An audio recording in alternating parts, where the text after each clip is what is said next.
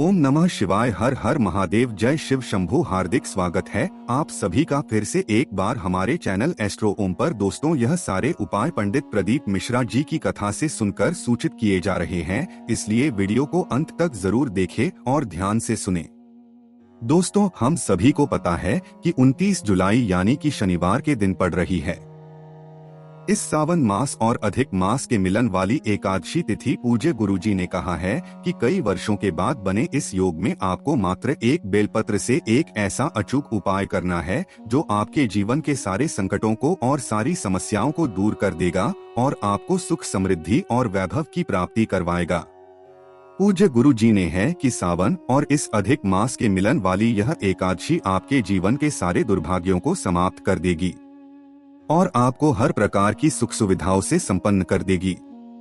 देखिए, पूज्य गुरु जी की कथा को सुन करके और समझ करके ही आपको समझाने का पूरा प्रयास करूंगा। लेकिन दोस्तों, वीडियो में आगे बढ़ने से पहले वीडियो को लाइक करें और यदि आप भगवान शिव के अनंत भक्त हैं तो हमारे चैनल को सब्सक्राइब जरूर करें। देखिए, गुरुजी अपनी शिव महापुराण की कथा में प्रत्येक दिन अधिक मास का वर्णन करते हैं। अधिक मास का बहुत अधिक महत्व होता है, इसीलिए पूज्य गुरुजी प्रत्येक दिन की कथा में बताते हैं कि सावन मास और अधिक मास में पड़ने वाली इन विशेष तिथियों पर आपको यह विशेष उपाय जरूर करने चाहिए। देखिए, इस वीडियो में हम पूज्य गुरुजी द्वारा बताए गए 2 विशेष उपायों के बारे में बात करेंगे। पहला उपाय उन लोगों को करना है जिनके जीवन में संकट, बहुत समस्याएं बहुत अधिक हैं, यानी कि वह अपना किसी भी प्रकार का जो कार्य है उसे प्रारंभ नहीं कर पा रहे हैं। यानी कि जिन लोगों के जीवन में संकट और समस्याएं बहुत अधिक हैं, तो उन्हें यह उपाय अवश्य करना है। चलिए दोस्तों, बात करते हैं पूज्य गुरु जी द्वारा बताए गए पहले महा उपाय के बारे में। देखिए, इस उपाय को करने के लिए सबसे पहले आपको मात्र एक प्यारी सी बेलपत्र लेना है। इसी के साथ आपको थोड़ा सा शहद ले लेना है। इसी के साथ आपको एक लोटा जल लेना है। लोटा आपको तांबे का लेना है और यह जो जल है आपको अपने घर से ही लेना है, इस बात का विशेष ध्यान रखें। अब दोस्तों, इन सभी सामग्रियों को लेकर के आपको पहुंच जाना है भगवान शिव के मंदिर में। देखिए, पूज्य गुरु जी ने कहा है कि इस विशेष एकादशी की तिथि पर यह उपाय आप सुबह से लेकर के शाम तक किसी भी समय कर सकते हैं। शनिवार के दिन पड़ने वाली यह एकादशी इस पवित्र महीने में पड़ रही है जो हमारे संकटों को दूर कर देगी।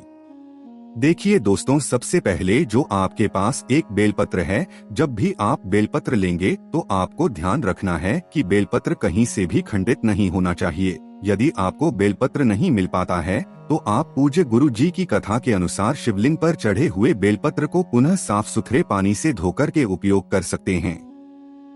देखिए दोस्तों, हम सभी को पता है कि बेलपत्र में 3 पत्तियां होती हैं और बेलपत्र की चिकनी साइड पर जो की पत्ती है उस पर आपको इस शहद से ओम का निर्माण करना है। देखिए, बेलपत्र की बड़ी पत्ती पर जब भी आप ओम का निर्माण करेंगे तो यह जो ओम है आपको अपनी सीधे हाथ की जो अनामिका उंगली होती है उसी से आपको ओम का निर्माण करना है। देखिए, जिन लोगों को भी अपनी अनामिका उंगली के बारे में जानकारी नहीं है तो सामने उन्हें स्क्रीन पर दिखाया जा रहा है जो आपके सीधे हाथ की सबसे छोटी उंगली के पास वाली उंगली होती है, उसे ही हम अनामिका उंगली कहते हैं। तो इससे आपको बीच वाली बड़ी पत्ती पर ओम का निर्माण कर देना है। अब यह जो बेलपत्र है आपको भगवान शिव के शिवलिंग पर समर्पित कर देना है। बेलपत्र को समर्पित करते समय आपको श्री शिवाय इस मंत्र का जाप करते रहना है और आपके जीवन में जो भी समस्याएं चल रही हैं, जो भी संकट चल रहे हैं या फिर जो भी कष्ट आपके जीवन में उत्पन्न हो रहे हैं,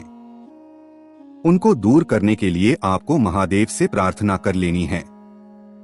देखिए, गुरु जी ने कहा है कि यह उपाय आप अपने स्वयं के लिए भी कर सकते हैं और आप अन्य किसी भी व्यक्ति के लिए भी यह उपाय कर सकते हैं। अब जो आपके पास एक तांबे के पात्र के अंदर शुद्ध जल है उसे भी आपको भगवान शिव के शिवलिंग पर समर्पित कर देना है। श्री शिवाय नमस्तु ध्यान इस मंत्र का लगातार जाप करते हुए देखिए, जैसे ही ये जल शिवलिंग से होकर के जलाधारी की ओर लेकर के आएगा तो उसे आपको जो आपने जल समर्पित किया है उसी पात्र में आपको थोड़ा सा ये जल ले लेना है और इस जल को आपको भगवान शिव से औषधि के रूप में प्राप्त कर लेना है। अब दोस्तों इस जल को आपको अपने घर पर लेकर आ जाना है और यदि आपके जीवन में बहुत अधिक संकट चल रहे हैं तो आपको इस जल का आचमन कर लेना है। यदि अन्य किसी भी व्यक्ति के जीवन में संकट बहुत अधिक है तो उसे भी आपको इस जल का आचमन अवश्य करवाना है। अब दोस्तों आपको महादेव से प्रार्थना कर लेनी है कि हमारे जीवन में जितने भी संकट और बाधाएं हैं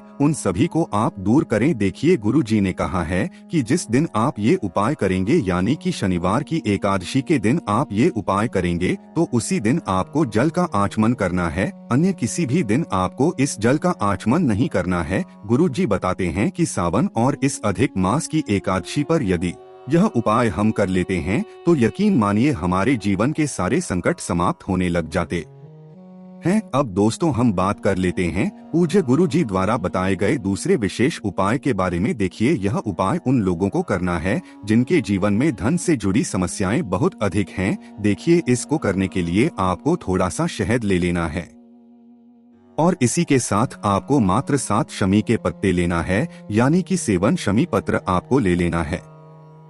फिर इसी के साथ आपको एक तांबे के पात्र के अंदर अपने घर से शुद्ध जल ले लेना है। अब इन तीनों सामग्रियों को लेकर के आपको पहुंच जाना है भगवान शिव के मंदिर में। देखिए दोस्तों गुरुजी ने बताया है कि यह जो उपाय है यह भी आप सुबह से लेकर के शाम तक किसी भी समय कर सकते हैं। देखिए सबसे पहले आपके पास 7 शमी पत्र है, उनमें से आपको पहला जो शमी पत्र है वो उस जल के पात्र के अंदर डाल देना है। दूसरा जो शमी पत्र है आपको शिवलिंग पर जलाधारी जो होता है उसके अंतिम कोने पर आपको ये दूसरा शमी पत्र रख देना है। अब दोस्तों आपके पास अभी भी 5 शमी पत्र और बचे हुए हैं तो उन 5 शमी पत्र पर आपको अच्छे से शहद लगा देना है या फिर इन 5 शमी पत्रों को आपको उस शहद के अंदर डुबो देना है। अब दोस्तों यह जो 5 शमी पत्र आपको भगवान शिव के शिवलिंग पर समर्पित कर देना है और श्री शिवाय नमस्तुभ्यम इस मंत्र का आपको लगातार जाप करते रहना है। देखिए आपको यह जो शमी पत्र है एक एक करके समर्पित नहीं करना है, 5 शमी पत्र आपको एक साथ भगवान शिव के शिवलिंग पर समर्पित करना है। अब दोस्तों आप जो अपने साथ एक लोटा जल लेकर के गए हैं उस जल को आपको धीरे धीरे शिवलिंग पर समर्पित कर देना है। जल को समर्पित करते समय आपको शिव महापुराण के मूल मंत्र इस मंत्र का जाप करते रहना है। देखिए दोस्तों जैसे ही ये जल शिवलिंग से होकर के जलाधारी की ओर बहकर के आएगा तो उसी पात्र के अंदर आपको ये थोड़ा सा जल ले लेना है और इस पात्र में जो भी जल बहकर के आएगा उस जल को आपको भगवान नंदी जी का जो पैर उठा हुआ होता है वहाँ पर आपको ये जल समर्पित कर देना है। फिर उसके बाद आपके जीवन में जो भी समस्या चल रही है यानी कि जो धन धान्य की समस्या आपके जीवन में उत्पन्न हो रही है उसे आपको महादेव से दूर करने के लिए प्रार्थना कर लेनी है। गुरु जी ने कहा है कि सावन और अधिक मास की इस मिलन वाली एकादशी पर यदि हम यह उपाय कर लेते हैं तो यह हमारे जीवन में धन धान्य की वृद्धि करता है, हमारी सारे दुर्भाग्य और सारी दरिद्रता को समाप्त करता है और हमें मान सम्मान तथा ऐश्वर्य कीर्ति की प्राप्ति होती है। तो दोस्तों इस प्रकार से आपको एकादशी पर किए जाने वाले यह दोनों सुंदर से उपाय जरूर करना है। उपाय से जुड़े यदि आपको किसी भी प्रकार का अगर सवाल पूछना है तो आप हमें कमेंट में पूछ सकते। उपाय को करते समय आप किसी भी प्रकार की गलती ना करें। ओम नमः शिवाय। हर हर महादेव। जय शिव शंभू।